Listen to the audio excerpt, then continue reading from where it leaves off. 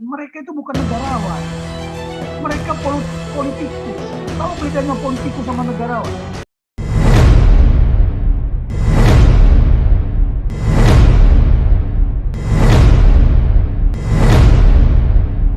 Akhir-akhir ini kan muncul lagi paradigma baru, ya Pak. Belum menjadi paradigma ya, baru ada pemikiran baru bahwa presiden tiga periode. Nah, ada yang menginginkan presiden 3 periode. Tapi tadi ada ketegasan juga dari PDIP juga bilang, oh kami tidak mengendaki, tidak ada sedikit pun pemikiran 3 periode. Nah, ada lagi yang bilang kalau rakyat yang menginginkan bagaimana? Nah, tapi tidak ada di Undang-Undang Dasar 1945 yang tahun 2002, ya kan? Tapi kalau di dalam Undang-Undang Dasar yang asli yang tahun 1945 yang disahkan ada, boleh dipilih kembali. Nah, yang begini-begini kan konflik paradigma namanya. Tapi yang menjadi pertanyaan sama saya kan begini, selalu kita bilang, dasmu-dasku itu supaya apa? Supaya tidak menjadi benturan konflik harus ada parameter yang dijadikan apa? Benchmarking, standar patokan gitu loh.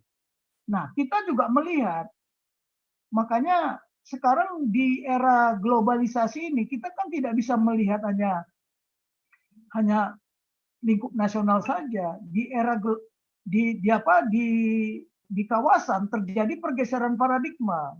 Contoh ini ya. Xi Jinping presiden sekarang sudah menjadi presiden semau hidup kan? Ada istilah baru semau hidup. Jadi terserah Xi Jinping kapan dia mau turun, ya turun. Kalau tidak ya tetap dia jadi presiden, termasuk Presiden Putin juga. Termasuk juga Kim Jong Un kan?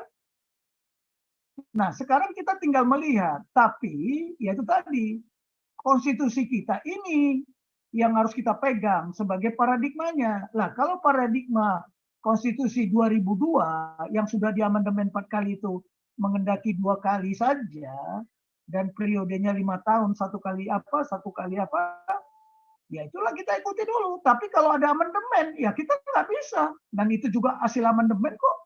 Undang-undang dasar dulu, bila dipilih kembali, bisa dipilih kembali. Nah sekarang contoh, ya ini makanya paradigma apa yang mau kita pakai sebagai patokan di negara ini.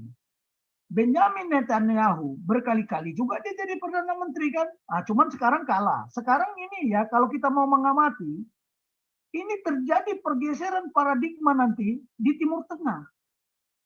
Ya Iran tadi juga baru selesai kalau tidak salah memilih pemimpinnya. Ya, pemimpin yang baru. Siapa namanya itu? Raisa atau siapa? Ya, kemudian Israel juga sudah memilih perdana menteri yang baru, ya si Naftali atau siapa namanya. Ini nanti akan terjadi pergeseran paradigma. Nah, jika terjadi pergeseran paradigma, apa? Akan terjadi benturan, konflik. Nah, sama dengan yang ini, ya di negara kita juga ada upaya-upaya bahwa periode itu presiden 3 periode. Ya, walaupun Pak Jokowi sendiri tidak mau, kan gitu. Nah, sekarang kita kalau ada benchmarking, ada standar atau parameter yang dijadikan patokan, maka yang terjadi itu das sen dan das sollen, bukan dasmu dasku. Nah, kita selama Indonesia merdeka, 75 tahun kita merdeka, terjadilah pergeseran paradigma. Ya, contoh dulu waktu Orde Lama, ya sejak Indonesia merdeka, itu partai juga banyak. Bukan sedikit, banyak. Oleh Pak Harto diperkecil menjadi 3 partai saja. Itu udah setengah mati loh, memperkecil menjadi 3 partai itu.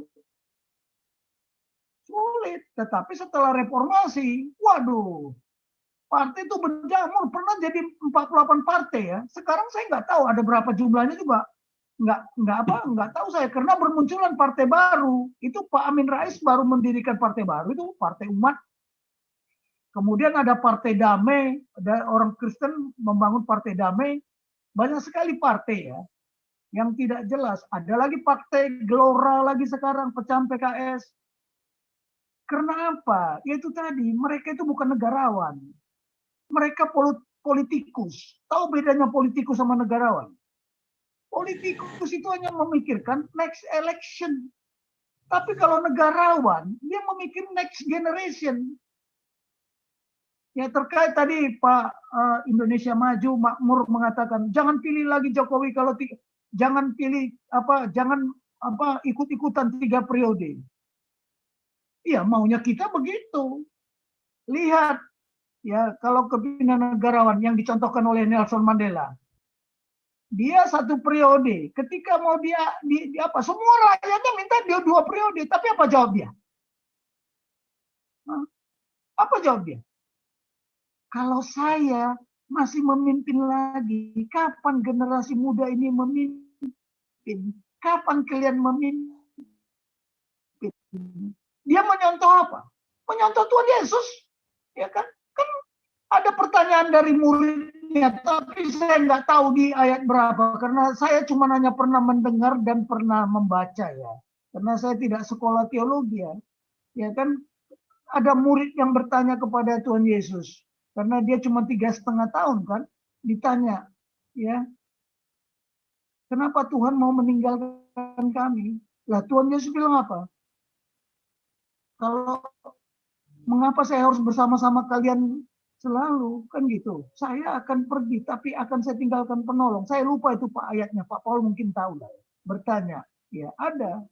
Jadi Tuhan Yesus saja mengkader murid-muridnya, biar murid-muridnya itu dewasa, biar murid-muridnya itu bisa melanjutkan perjuangannya, pengorbanannya. Nah kalau kita begini, waduh, kita memang jujur aja lah ya, bangsa kita ini belum terdidik ya, tidak terdidik karakter dan kompetensinya. Ya, jujur aja lah Pak Paul, saya aja kalau ditunjuk sekarang, saya sudah tua, untuk jadi menteri, nggak akan mau saya, nggak ada gunanya. Kenapa? Kasian dong, kapan lagi generasi muda ini dikader?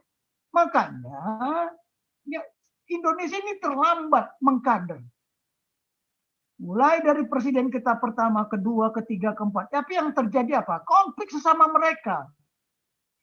Dulu saya pernah ditanya ya sama senior saya, Bing, menurut kau gimana Bing situasi kepemimpinan negarawan kita? Saya bilang nggak ada. Kenapa? Habis dari presiden pertama ke presiden kedua konflik. Begitu berikutnya konflik. Semuanya konflik. Nggak ada yang nggak konflik. Yang diperlukan itu, kalau kita mau contoh Singapura. Dia ada presiden club. Jadi presiden sebelumnya harusnya menjadi mentor bagi presiden berikutnya.